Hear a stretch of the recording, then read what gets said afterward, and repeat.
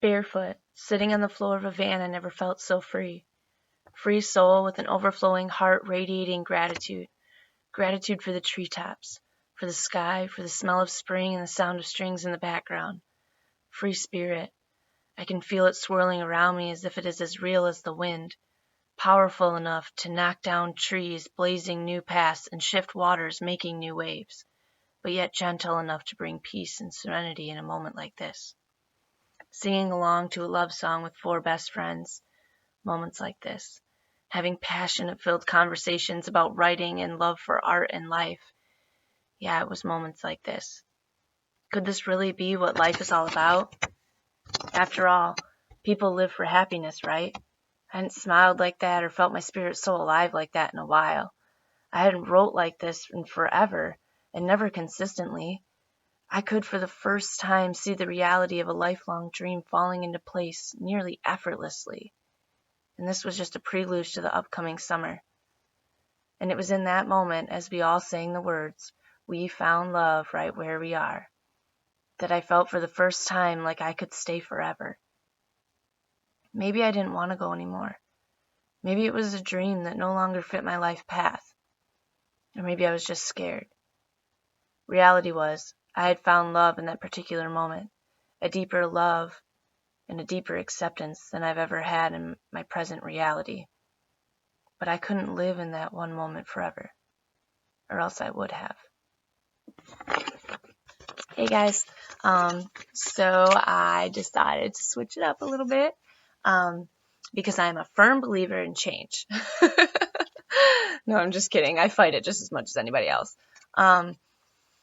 Sometimes I get really scared of change. I don't want change to happen. I freak out, like, what's going to happen? And especially if it's not change that has been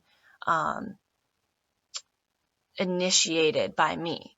If I haven't been the initiator in the change, if I haven't been the one to make this happen, then I get really scared, because it's like now I don't have a plan, and I forget that it's not about my plan, that it's not about me knowing every little piece of it, because a lot of times, like, I feel like if I were to know God's plan, then I'd probably mess it all up entirely. So what I wanted to kind of like take from that is, that was an actual excerpt from my very own life. And, I really wanted to stay in that moment forever. I wanted to stay stuck in it. It was so perfect. It was so beautiful. I was in this van and there was all these people that were with me were people that I just love so much and that have, helped me become the person that I am today and watched me grow, and I've watched them grow, and we've nurtured each other's souls. There was such a perfect moment, and us all singing about that was just beautiful. And I wish that I could have stayed in it, but instead I'm a writer, so I captured it in writing so that I can always read it and then return back to it whenever I want. Except for we don't really get to go back, like, I don't really get to go back. I don't really get to re-experience that. And it was so beautiful. Like, I can't even express it to you guys. So what I wanted to say about change is that, I know it can be tempting sometimes to resist it, to resist that change and to fight against it. But I think I get the most scared of change when I forget God's greatness. When I start to take on a role of my own higher power, when I start to think that I'm powerful enough, then that when I make the change, it really matters. But God is so much greater than that. I tend to forget that I don't know everything and that might be a good thing, like I already said, and I know personally for me, before I came here, like, I was stuck in this bubble, and it was just in this bubble of like protected people and places and things, and I knew everything and I knew everybody, and I could expect certain things out of certain people, and I could expect certain things out of certain situations or certain days of the week. I had a routine, and sometimes we get so stuck in that that it's hard to get out, and I start to think that, like, that is just reality and that there's nothing else. And I forget that there's like a whole big wide world out there, and I just have to trust. I have to trust that the changes that are being made in my life involuntarily um, are for my greater good, and and life's weird, it's weird, and it's confusing, and sometimes it's a little complicated. Um, but life ebbs and flows, and it has like this natural energy in it that like shifts from one thing to another, um, effortlessly and spontaneously at the same time. And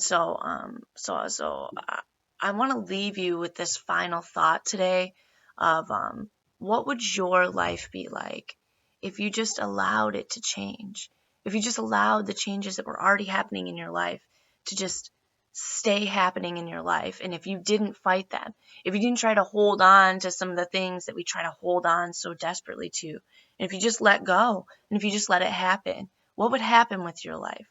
What can you see happening? Um, and I want to just kind of encourage you, uh, with the fact of like reality is reality, whether we choose to accept it or not. Just like, change is going to happen inevitably. It's inevitable. It's the only consistent thing ever is change. Just you can expect everything to always change eventually. Um, However, there's a great quote Socrates says. And it says, the secret to change is to focus all your energy not on the old, but on the new, but on building the new, he says. And so I kind of want to encourage you to do that, and think about, what your life would be like if you just allowed it to change. And then I want to encourage you to let it. I'll see you guys tomorrow.